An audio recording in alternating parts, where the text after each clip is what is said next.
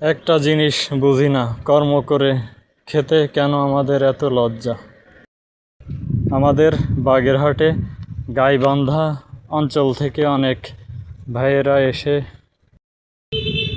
সাইকেলে করে প্লাস্টিকের খেলনা সহ আর কি ছোট ছোট আসবাবপত্র এগুলো ঘুরে ঘুরে আর কি গ্রামে বিক্রি করে।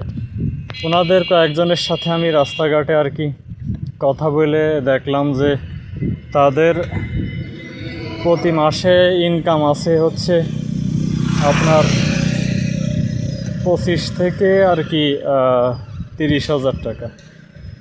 এখন আমাদের এলাকার আর কি অনেক সমবয়সী বা বড় যেসব ভাই বেলা আছে, অনেকেই আছে যে আপনার ওমান কাতার সহ বিভিন্ন দেশে আর কি থাকে।